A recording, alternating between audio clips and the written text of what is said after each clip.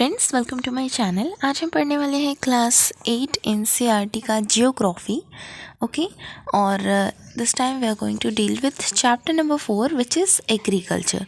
सो इसका first part हमने already cover कर लिया है एंड इस वीडियो में हम सेकेंड पार्ट को कवर करते हैं। ओके, तो अब हम सेकेंड पार्ट में कुछ मेजर क्रॉप्स के बारे में पढ़ने वाले हैं। तो आइए उनके नाम देख लेते हैं। Rice, wheat, millet, maize, cotton, jute, coffee and tea. So here we have 8 major crops. इनके बारे में अब हम सारी चीज़ें जानते हैं। तो आइए सबसे पहले राइस को देख लेते हैं।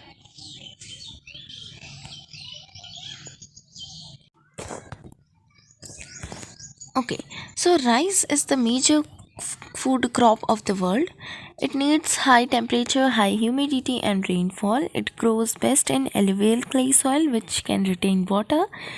And production China, India, Japan, Sri Lanka and Egypt. Okay, तो राइस जो है ये मेजर फूड क्रॉप है पूरे वर्ल्ड का, और इसे ग्रो होने के लिए काफ़ी हाई टेम्परेचर, हाई ह्यूमिडिटी चाहिए। और राइस जो है इसे हमेशा पानी में रहना ज़रूरी होता है, तो इस वजह से रेनफॉल भी काफ़ी ज़रूरत है इसमें। और ये सबसे अच्छी एलुवियल क्लेई सॉइल में रहती है। क्यों? क्योंकि एलुवियल क्लेई सॉइल जो है ये वाटर को अच्छे से रिटेन कर सकती है, मतलब वाटर को होल्ड करके रख सकती है। और इसके प्रोडक्शन देखा जाए तो सबसे ज़्यादा चाइना में होता है, और उसके बाद फिर इंडिया, जापान, श्रीलंका और इजिप्ट में भी होता है। Okay, so this is all about rice. Now coming to the next major crop which is wheat. ठीक है, so it requires moderate temperature and rainfall during grown season and bright sunshine at the time of harvest. Grows best in loamy soil. Production USA, Canada, Argentina, Russia, Ukraine, Australia and India. Okay, तो wheat को moderate temperature और rainfall चाहिए होता है। कब? During grown season, मतलब जब वो ग्रो हो रहा होता है तब उसे थोड़ा सा ह्यूमिडिटी वाला चाहिए होता है। लेकिन जब उसका हार्वेस्ट का टाइम आता है फिर उसे सनशाइन, ब्राइट सनशाइन की ज़रूरत होती है। ठीक है, और ये सबसे अच्छा कहाँ ग्रो होता है? Loamy soil. ठीक है, लोमी सॉइल में सबसे अच्छा होता है। और इसके प्रोडक्शन में USA, Canada, Argentina, Russia, Ukraine, Australia और इंडिया भी है। और अगर हम बात करें इंडिया की, तो इंडिया में विंटर के टाइम में ग्रो होता है। क्यों? क्योंकि विंटर के टाइम में थोड़ा सा टेम्परेचर ह्यूमिडिटी वाला रहता है और उसके बाद में फिर ब्राइट सनशाइन आती है।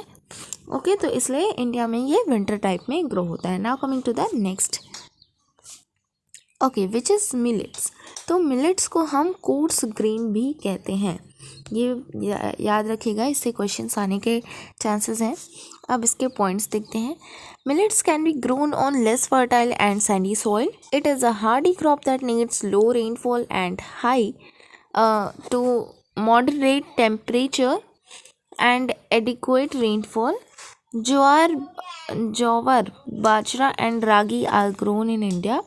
Production Nigeria, China and Niger.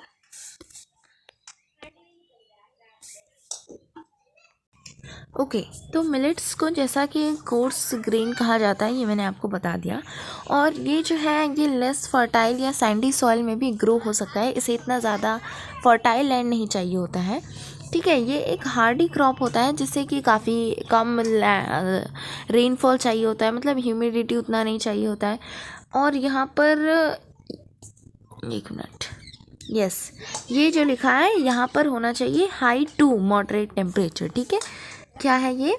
This is high to moderate temperature. I think typing mistake हो गई है, सो यू कैन अंडरस्टैंड। ठीक है, तो high to moderate temperature and adequate rainfall, मतलब इसको उतना ज़्यादा रेनफॉल नहीं चाहिए, रेनफॉल ठीक ठाक चाहिए, और मॉडरेट टेम्परेचर काफ़ी हाई होना चाहिए।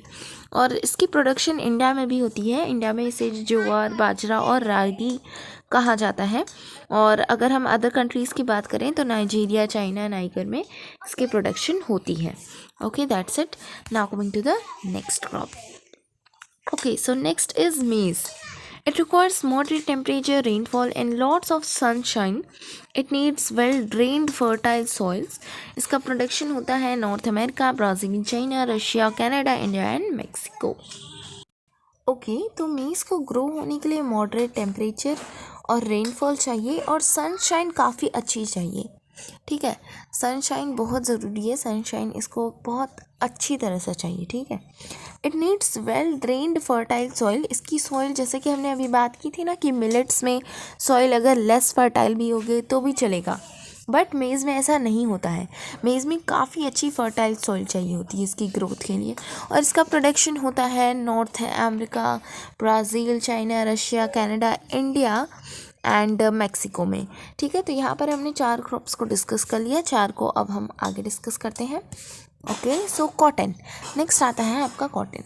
Cotton requires high temperature, light rainfall, 210 frost free days and bright sunshine for its growth. It grows best on black and alluvial soil. Production China, USA, India, Pakistan, Brazil and Egypt. Okay, तो cotton को grow होने के लिए काफ़ी high temperature चाहिए, light rainfall और 210 frost free days चाहिए। ठीक है, मतलब फ्रोस्ट फ्री मतलब जब बर्फ़ ना पड़ रही होगी। ठीक है, काफ़ी अच्छी ब्राइट सनशाइन चाहिए, तब जाकर इसकी प्रॉपर ग्रोथ हो सकती है। ठीक है, और ये सबसे अच्छा ब्लैक और एलुवियल सॉइल में ग्रो होता है, ये तो हम सभी जानते हैं। इसका production China, USA, India, Pakistan और ब्राज़ील एंड इजिप्ट में भी होता है। ठीक है, तो that's it about the cotton. Now coming to the next crop which is jute.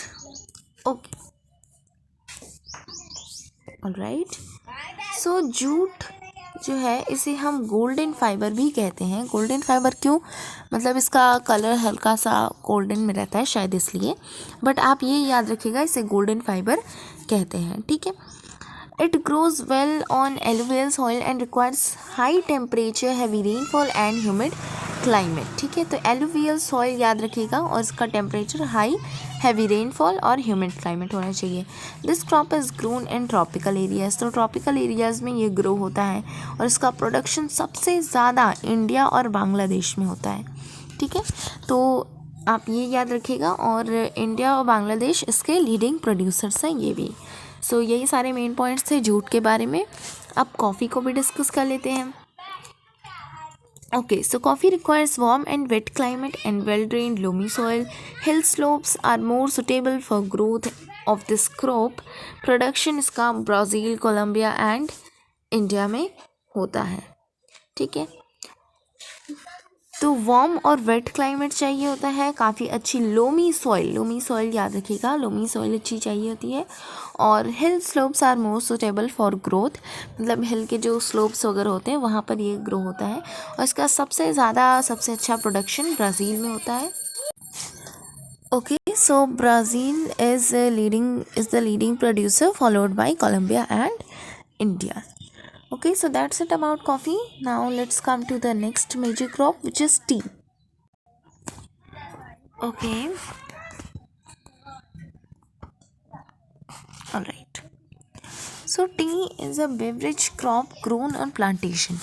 तो इसी चैप्टर के फर्स्ट पार्ट में मैंने आपको बताया था कि प्लांटेशन क्या होता है।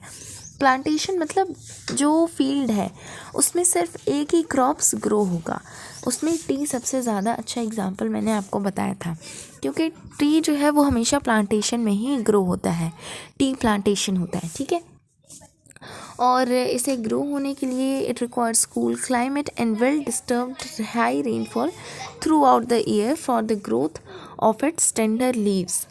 तो इसका मतलब इसे सनशाइन की उतनी ज़रूरत नहीं होती, कूल क्लाइमेट है और काफ़ी अच्छी खासी रेनफॉल पूरे साल भर, जब इसकी ग्रोथ हो रही है पूरे साल भर इसे अच्छी खासी रेनफॉल चाहिए होती है, जैसा कि असम में मिल सकती है। ठीक है, it needs well drained loamy soil and gentle slopes. ठीक है, तो लोमी सॉइल में काफ़ी अच्छा होता है, और इसके प्रोड्यूसर्स, तो अगर हम प्रोड्यूसर्स की बात करें तो Kenya, India, China, Sri Lanka produce the best quality T in the world. ठीक है, so that's it about the T, और यहाँ पर हमारा चैप्टर भी एंड हो गया है। So thank you so much guys for watching this video. I hope आपको ये वीडियो अच्छा लगा होगा। अगर वीडियो अच्छा लगा है तो प्लीज़ इसे लाइक करें, शेयर करें और चैनल को सब्सक्राइब करें। Thank you so much.